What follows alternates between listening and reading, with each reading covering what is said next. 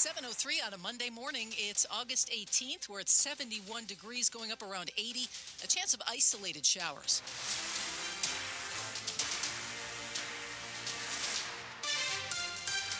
Good morning. I'm Michelle Basch. And I'm Mike Murillo. The top local story today, thousands of students are headed back to school this morning, including in Virginia's largest school district, Fairfax County. That's where we find WTOP's Scott Gelman, who begins our team coverage and joins us live from Centerville High School, where the band's been playing. A lot going on there, Scott.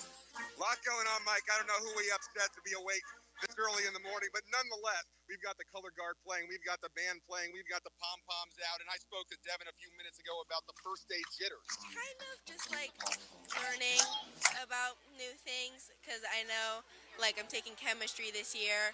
It's kind of my strong suit, but I've heard that AP chemistry is much harder.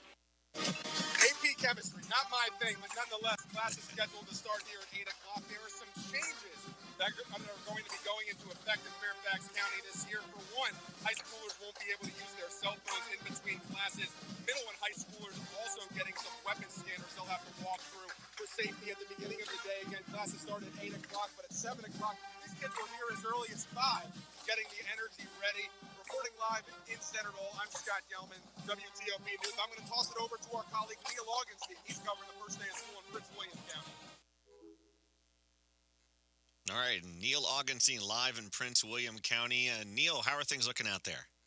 Well, we're here at Polk High School in Manassas. As you can tell, the marching band is here. The school buses have been arriving for day one of the new school year. Cheerleaders and the pep squad have been putting on a show since before daybreak. The smoke machine is pumping it out right in front of the school. Superintendent LaTanya McDade and School Board Chair Barbara Latif are here. The robotics team is putting its knee-high robot through its spaces in the parking lot. Summer is at least unofficially over for these teams as they head back to school here in Prince William County. Reporting live in Manassas, Neil Lloyd, WTOP News. Thank you, Neil. And fall classes are also kicking off today in two other area school districts. Those are Alexandria City and Falls Church City. For more on what parents and students can expect at schools across the region this year, head to WTOP.com and search Back to School. Now to our other top story this morning, the latest on the enhanced federal police presence in the nation's capital. The White House reporting yesterday that more than 300 people have been arrested since federal law enforcement was deployed in the city 10 days ago. In many cases, people are being detained by armed and masked federal agents, and that has led to civilian outrage and protest. Washington Post federal affairs reporter Olivia George was out on the streets of the district on Friday night. She tells WTOP the presence of federal law enforcement has begun to affect how some residents are interacting with D.C. police as well.